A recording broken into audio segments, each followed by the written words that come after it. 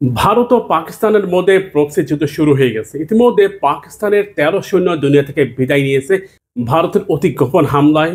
পাকিস্তানের খাইবার পাখতুনের উত্তর ওয়াজিস্তানের একটি এলাকায় এই বিস্ফোরণ ঘটে। বিস্ফোরণের ফলে ১৩ পাকিস্তানি সৈন্য দুনিয়া থেকে বিদায় নেয় এবং ১০ জন সৈন্য আহত হয়। তাদের অবস্থা একেবারে গুরুতর। পাকিস্তান সরাসরি এর জন্য ভারতকে দায়ী করতেছে। পাকিস্তান এটা মনে করে এই হামলার সাথে ভারত সরাসরি জড়িত এবং যাদেরকে ইতিমধ্যে আটক করা হয়েছে তাদেরকে ব্যাপক জিজ্ঞাসাবাদ করা হচ্ছে। গত কিছুদিন আগে ভারত ও পাকিস্তানের মধ্যে সম্মুখীন যুদ্ধ শুরু হয়। এতে উভয় রাষ্ট্রের ব্যাপক ক্ষতি হয়। ভারতের ক্ষতির মাত্রাটা কয়েক গুণ বেশি। ধারণা করা হচ্ছে ভারত প্রতিশোধ হিসেবে পাকিস্তানের এই ১৩ সৈন্যকে দুনিয়া থেকে বিদায় করে দিয়েছে। নির্ভরযোগ্য কিছু গণমাধ্যম, বিশেষ করে পাকিস্তানের দ্য ডন, তারা ইতিমধ্যে জানিয়েছে এটার সাথে ভারতের যোগ সাজক থাকতে পারে।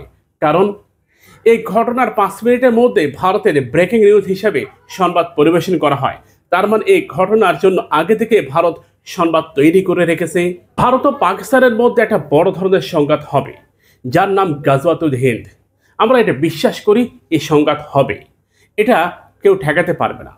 ভারত, পাকিস্তান, বাংলাদেশ, আফগানিস্তান একটা চতুর্মুখী একটা ভয়ঙ্কর যুদ্ধের দ্বার প্রান্তে রয়েছি আমরা।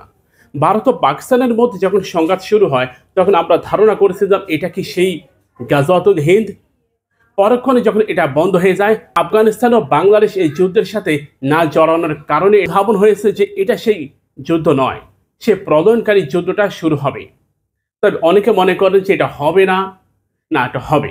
আজ থেকে ১৫০০ বছর আগে আমার আপনার নবী, প্রিয় নবী হযরত মুহাম্মদ সাল্লাল্লাহু আলাইহি ওয়াসাল্লাম যখন ইঙ্গিত দিয়েছে যে হিন্দুস্তানের বিপক্ষে আমার উম্মাহ যুদ্ধ করবে, সত্যি এটা হবে। খাইবার পাখতুনে ওয়াজিস্তানে যে ১৩ পাকিস্তানি সৈন্য দুনিয়া থেকে বিদায় নিয়েছে, এটা কিন্তু ধীরে ধীরে এই ঘটনাগুলো বাড়তে থাকবে। একটা পর্যায়ে এটা যে শুধু পাকিস্তান ও ভারতের মধ্যে সীমাবদ্ধ না, একটা পর্যায়ে এটা বাংলাদেশ, আফগানের মধ্যেও ছড়িয়ে পড়বে। মুহূর্তের মধ্যে ভারতের বিরুদ্ধে হিন্দুস্তানের বিপক্ষে পুরো এই অঞ্চল ফুঁসে উঠবে।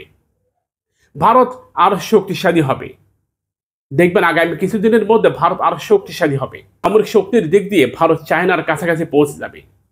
কিন্তু মুসলিম উম্মাহ সে শক্তিকে নড়িয়ে দিবেন আল্লাহ। ভারত ও পাকিস্তানের মধ্যে যখন সংঘাত বেঁধে যায় তখন অনেকে মনে করেছিল এটা বুঝি সেই যুদ্ধ।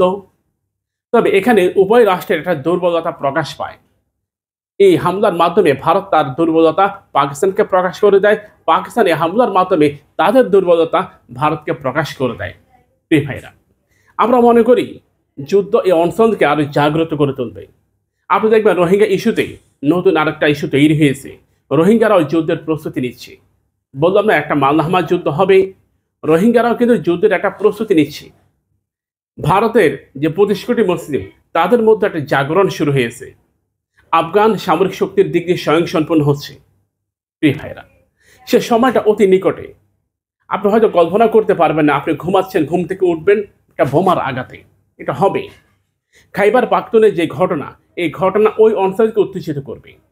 ধীরে ধীরে পুরো পাকিস্তান ব্যাপী এটা ছড়িয়ে পড়বে।